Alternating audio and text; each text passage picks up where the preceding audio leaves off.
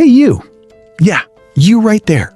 Watching this with your phone in your hand or maybe half listening while you're supposed to be answering emails. Stop for a second. I'm not here to sell you some fluffy, think positive nonsense.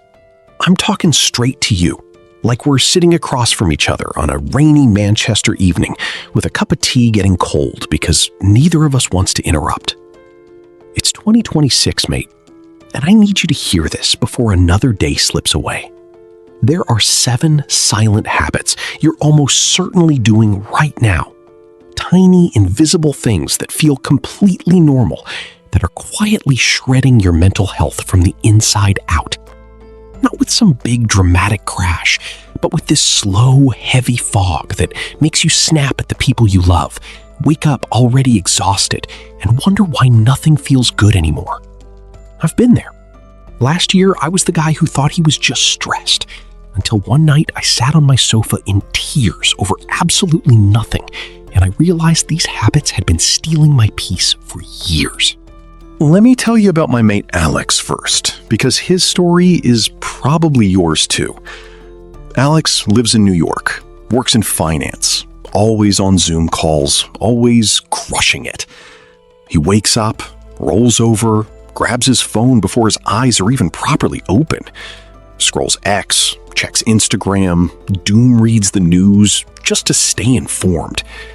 By the time he's in the shower, he's already anxious about the world, comparing his life to everyone else's highlight reel and feeling behind before the day's even started. Sarah in London does the same thing, but in a different way. She bottles up every little frustration at work, smiles through it, says yes to every extra task, and then lies awake at night replaying conversations she never had the guts to finish. Both of them thought they were fine. Both of them ended up in that same numb, irritable, what's wrong with me place. That's exactly where these 7 silent habits take you. But here's the part that's going to keep you glued to this till the end. The fixes are stupidly simple. They work fast, and once you hear the science behind them, you'll never unsee it. So stay with me, yeah? Because by the time we're done, you're going to feel lighter, clearer, and actually in control again. Let's rip the plaster off. First silent habit that's destroying you in 2026, the morning phone grab. You know exactly what I mean. Alarm goes off, eyes open, and your hand is already reaching for the damn thing, like it's oxygen. 10 minutes turns into 40. You're not even out of bed, and your brain's already flooded with everyone else's opinions, drama, and curated perfection. Here's the brutal proof. A 2024 study from the University of California tracked people's cortisol levels. That's your main stress hormone, and found that checking your phone within the first 10 minutes of waking spikes it by nearly 3% and keeps it elevated for hours. Another experiment run by King's College London split people into 2 groups. One grabbed their phones immediately, the other waited 30 minutes. The phone first group reported 25% higher anxiety and lower focus all day. It's not harmless scrolling. It's hijacking your entire nervous system before you've even had a glass of water. Emotionally, it leaves you starting the day in a deficit, jealous, overwhelmed, already behind. And in 2026, with AI feeds that know exactly what will keep you hooked longer, it's worse than ever. You end up feeling disconnected from your own life before it's even begun. The fast fix? Charge your phone in the kitchen or hallway overnight. No negotiations. When you wake up, give yourself 10 minutes of nothing. Stretch, make a coffee, write down 3 things that don't suck today. I started doing it, and within 4 days, my mornings felt like they belonged to me again instead of the internet. Try it tomorrow. You'll feel the difference by lunchtime, I promise. Second silent habit? Bottling up your emotions like they're toxic waste. You feel annoyed at work, hurt by a text, worried about money, but instead of saying anything, you just smile, push it down, stay positive. Sounds mature, right? It's actually poison. Stanford psychologist James Gross has run study after study on this. When people suppress emotions instead of acknowledging them, their bodies stay in a heightened stress state. Higher blood pressure, tighter muscles, and over time, it literally rewires your brain to feel more negative emotions more intensely. A long-term study following thousands of adults found that chronic emotional suppressors were almost twice as likely to develop anxiety and depression symptoms. Your brain doesn't delete the feeling. It just stores it in the basement and charges interest. I've watched friends do this for years. Sarah from earlier, she'd come home from a brutal day, tell her partner, "I'm fine," then lie awake replaying every micro moment. The resentment builds, the loneliness grows, and one day you realize you don't even know how you feel anymore. Third habit that's quietly wrecking you: chronic multitasking. You're answering emails while half watching a video, replying to texts while cooking, listening to a podcast while working. You think you're being efficient? Science says you're frying your brain. You know that foggy, irritable feeling at 4 p.m. when you've been busy all day but achieved nothing meaningful? That's this habit. In 2026, with AI notifications pinging every 3 seconds, it's basically impossible to escape unless you choose to. The fix is ridiculously simple. Single task for blocks of time. Put the phone on Do Not Disturb, close every tab except the one you need, and do one thing properly. Use a 25-minute timer if you have to. I started this, and my afternoons stopped feeling like a war zone. You'll get more done and feel calmer doing it. Fourth silent killer, the comparison trap. You scroll past someone's holiday, their perfect kitchen, their promotion post, and that little voice whispers, "Why isn't that me?" It feels harmless. It's not. Social comparison theory has been studied since the 1950s, but the modern data is devastating.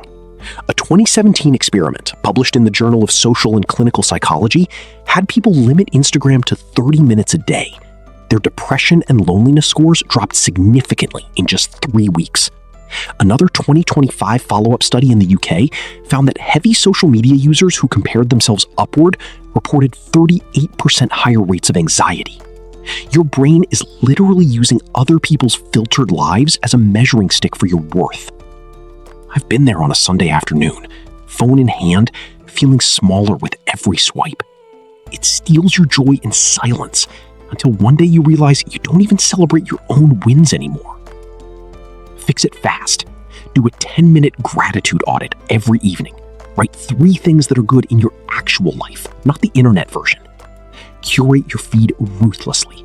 Mute, unfollow, whatever it takes, and set a hard 30-minute daily limit. Within days, you'll catch yourself smiling at your own ordinary life again. Fifth habit: choosing digital over real human connection. You text instead of call.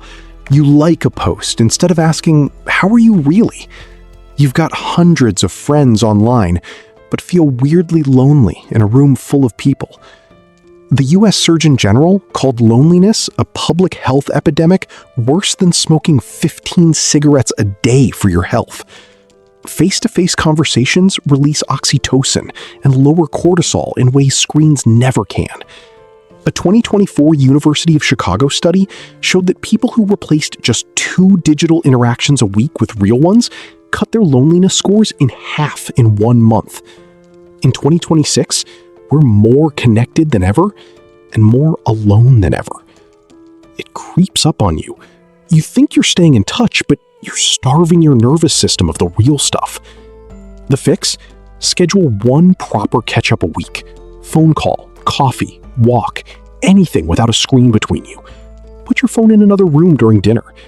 It feels awkward at first, then it feels like coming home. Sixth silent habit, the people-pleasing trap. You say yes when you mean no.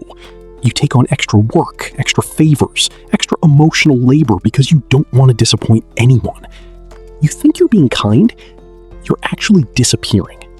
Research from the University of Michigan shows chronic people pleasers have significantly higher rates of burnout, anxiety, and even physical illness because resentment builds in the body. When you constantly override your own needs, your brain learns that your feelings don't matter.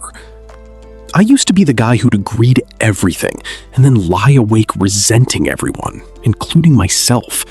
The exhaustion is bone deep. Fix it fast? Practice the polite no. I'd love to, but I can't this time. Start with low-stakes stuff. Then check in with yourself before you answer anyone. Do I actually have the energy? It feels selfish for about 5 seconds. Then it feels like freedom. Seventh and final silent habit, the fear of silence. You wake up to a podcast, commute with music, work with YouTube in the background, fall asleep to a show.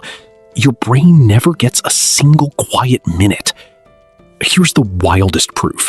A famous Harvard study in 2014 put people alone in a room with nothing but their thoughts for 6 to 15 minutes. Most hated it so much that men in particular chose to give themselves electric shocks just to escape the quiet. In 2026, we've got even more ways to avoid our own minds. But avoiding silence means you never process your day, never let your nervous system reset, and never hear your own inner voice. That leads to overwhelm, burnout, and that constant low-level dread you can't name. The fix is the simplest and most powerful. 10 minutes of deliberate quiet every single day. Sit, walk in nature with no headphones, stare out the window. At first, your mind will race. Then it settles. And the calm that follows is addictive. So there they are, the 7 silent habits that have been stealing your peace in 2026. The morning phone grab, bottling emotions, multitasking, comparison, digital isolation, people-pleasing, and the fear of silence. You've probably recognized yourself in more than one. That's okay. I did too. The beautiful part is, you don't have to fix all 7 tomorrow. Pick one. Just one. Start there and watch how quickly your mind starts to feel like home again.